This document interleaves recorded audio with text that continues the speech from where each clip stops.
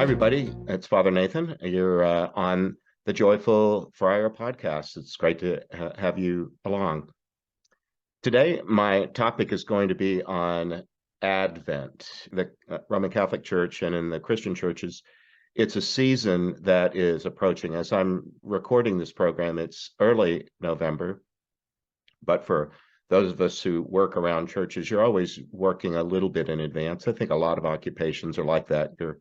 You're anticipating things that are coming up soon. And coming is the idea, is the root of the word Advent.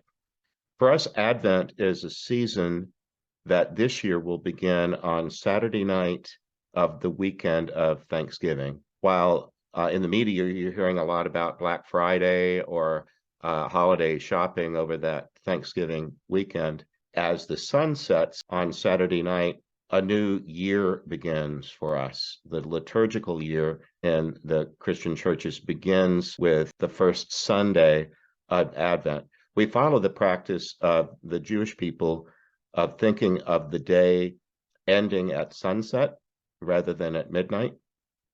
And so we'll have sometimes a vigil mass that anticipates the Sunday, but it's actually on Saturday night with the thinking that as the sun goes down, the new day has begun. So I wanted to share some of that with you. I know that some of you that follow me on social media and listen to this or watch this podcast are not churched people or not Christian people. Some of people who are in touch with me primarily are interested in afterlife studies and consciousness, or maybe motivated by the sudden loss of a loved one. I deal with a lot of grieving people. So I know that you who are in my audience come from a pretty broad spectrum of people and interests. But I also want to share kind of where I'm coming from and the way I'm thinking this time of the year. So Advent. Well, I love words, and so I go to etymology right away. The word Advent wouldn't surprise you. It's related to the word adventure or venture. It has the root of it is a Latin word, venire, which means to come. Like in Spanish, you say ven aquí, come here. And you think of that Christmas song, "O Come, All You Faithful," that is sometimes sung in English, but then it sometimes moves into a Latin verse, "Venite adoremos, O come, let us adore him."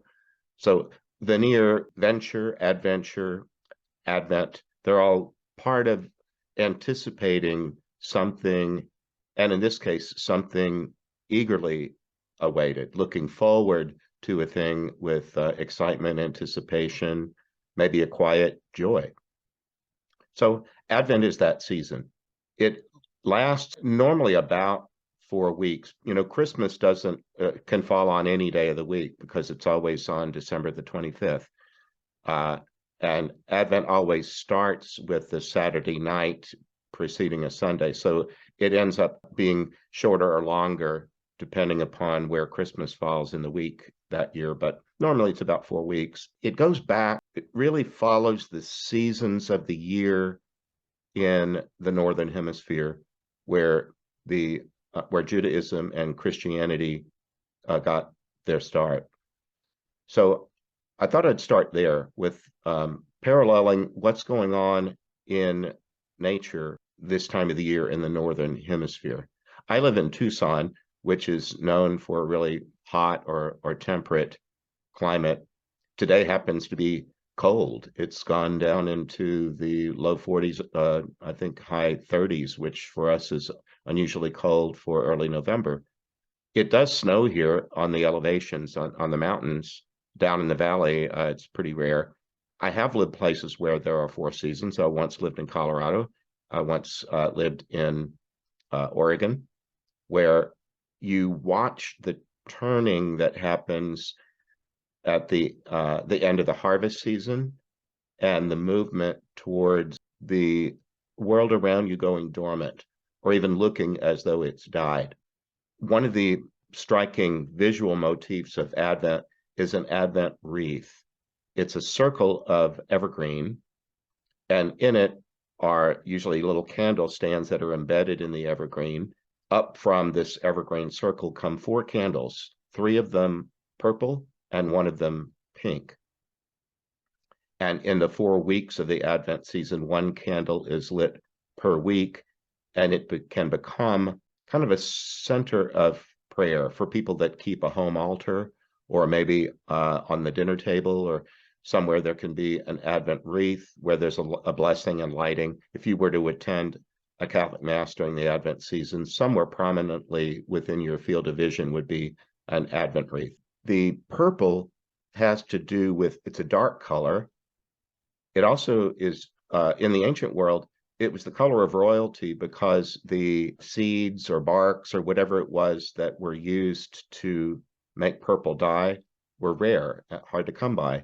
And so with anything rare, it gets more expensive. And then if it's more expensive, then only wealthy people can have it. So purple was a color of royalty because it was just too expensive for most poor people to afford. So it has both darkness and it has something regal, elegant about it in its history. The pink one is just about joy. In the lighting of an Advent candle, the first 2 weeks, the purple ones are lit. On the 3rd Sunday of Advent, it's called Gaudete Sunday, which is just Latin for joy. I like that tradition because it reminds us that while we wait for a good thing and we have to be patient, we can still be joyful even while we wait. We wait in joyful hope for the thing that hasn't yet materialized, it hasn't yet come, but is on its way and getting closer. So that's why that's on the 3rd Sunday of Advent. Then there's a 4th purple candle for the 4th week. And then sometimes Christmas follows quickly after that, depending upon whether it's going to fall early in a week, midweek, or late week, according to where the December 25th is that year. So anyway, that's a little bit about that. But I wanted to kind of go back to the idea of the land and what the land is doing. I had the unusual upbringing of mostly living in a suburban neighborhood in Southeast Texas, where I grew up. But my dad wanted to have a farm. He bought a farm when I was 4 years old, maybe 5. And it was about an hour and 45-minute drive away. But he wanted a place where these 5 kids that he and my mom had could run around, and where we could invite our friends, and where we wouldn't just be watching TV, where we would have open space. We had at one point 100 cattle. We had 3 horses. We had different times where we had other farm animals, but it was mostly cattle. So I learned a little bit about the land because of that, how to build fences and barns. And my brothers ended up both becoming farmers, at least as part of their life. They inherited half of the farm and have lived there and raised their families there. It wasn't never really my home turf, but I learned plenty about being around it. And then even before that, my parents and grandparents had been through, my grandparents had been through both the First and Second World Wars and the Depression in between them. My parents were raised in the Depression and, were in their 20s during the Second World War. A lot of people grew their own food in part to get through the Depression. And then especially in World War II, there were shortages of everything because they were always trying to send whatever there was to be had to the soldiers, to the war front. So people were encouraged to have victory gardens where they grew their own vegetables. Even though I was born in 1956, most houses in my neighborhood had a garden because people had just gotten used to raising some of their own food. So I was around, some of that. There were certain crops that many of them came ripe during the summer and late in the summer. There were others that were planted when it was starting to get cold. There was winter rye and onions and things that grew well in the wintertime. Part of my heritage is closer to the land than I might be living right now. I have a few plants out in my little courtyard of my casita, but I don't really know what I'm doing very much. And they're cactus anyway. They don't take very much tending. when I have lived in places where it got darker, colder this time of the year, and the leaves, many of the trees lose their leaves and they appear to be dead, that was really the experience of people that grew their food. They worked a lot in the spring and summer and in the early fall through the harvest to sustain themselves and even to put up food for the winter. When I was growing up, my grandparents lived next door. Both in their house and in our house, there would be all hands on deck work parties to put up food. One of the things about growing larger gardens is that most stuff ripens at about the same time, and then suddenly you got more green beans than you can eat. In our neighborhood, people went up and down the street giving away their stuff because usually they had more than they needed. And that was just kind of the spirit of the times and the way that people had been raised in the Depression and during the war, that you shared what you had. You didn't even have to know those neighbors all that well to knock at their door and give them tomatoes. So anyway, that the people who lived on farms and relied upon the land to supply a lot of their food were busiest in maybe late August, September, early October, when a lot of things ripen, and then some of it needs to be preserved, canned, put away for winter use. And then there comes a time when that work is largely done, the weather turns, and there's really not much to be grown, and it's time to kind of take a break, to take a breath. That's why harvest festivals happen this time of the year, Oktoberfest. There's not time to throw a big party when there's produce in the field that's going to rot if you don't get it in. I remember baling hay was a big deal for us because we had beef cattle, and the grass goes dormant in the winter, and you need to put away hay that you can feed the cattle during December, January, February until the grass starts to grow again. So we had huge efforts. I was learning how to drive a truck, or at least maybe a tractor, when I was about 7, when your feet could find the pedals, and they put you on some flat space where all you have to do is keep the wheels turning between these 2 rows. I learned to drive largely, in baling hay. And then later, when I was stronger and larger, I could be of more use than just that. But even when you're a little kid on a farm, there's something that you can be doing. Most people that lived in agricultural places relied upon the land and were just too busy until the crops were all in and everything is put up for the winter. But then there comes a time where you can take a break. And maybe even before you take a break, you want to have a party. That's where all these festivals would come into play.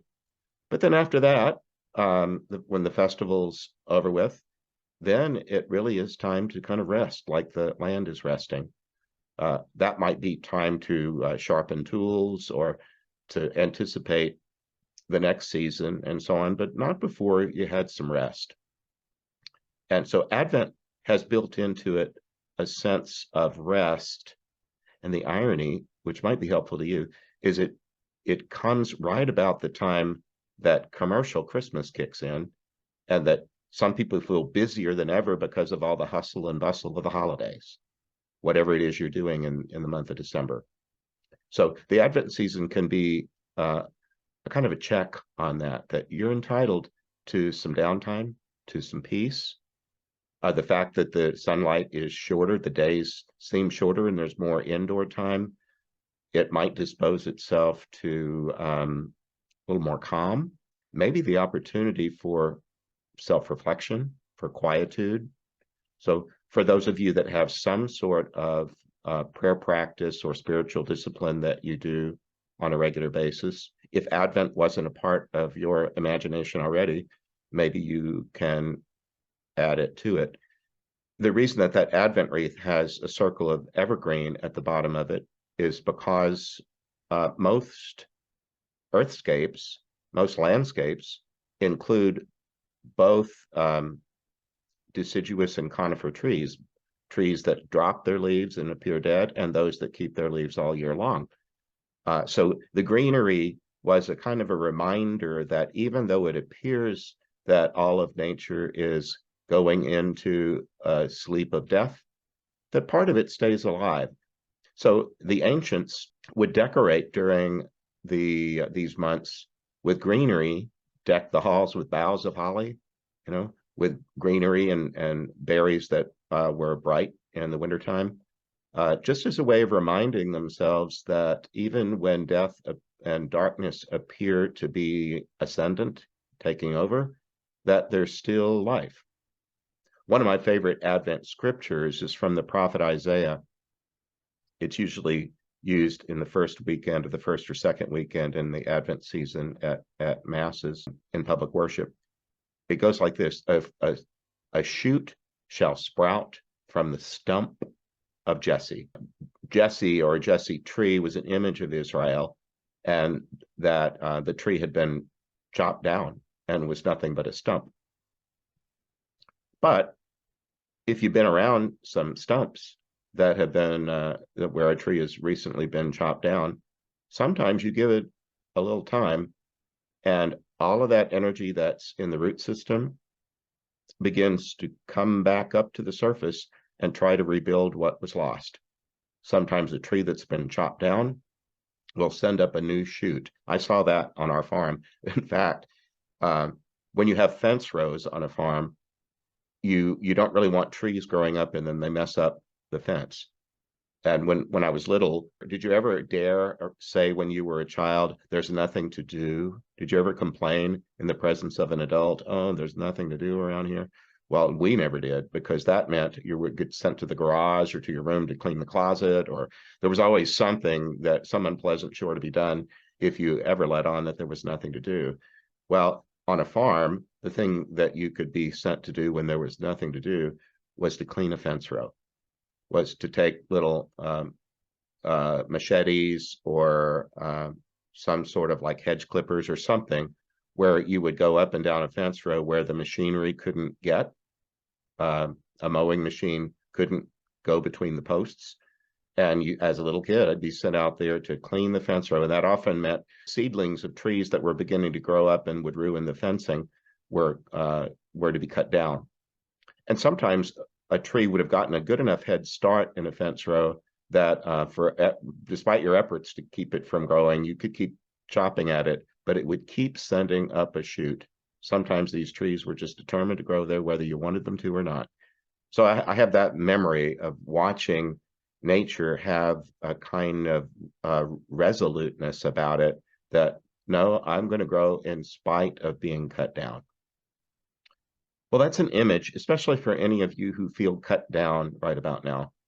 Any of you who are paying attention to things that I say and do because you've lost a loved one, a spouse, or God forbid, a child. And sometimes you just had not just the wind knocked out of you, but you just feel like, cut off at the knees.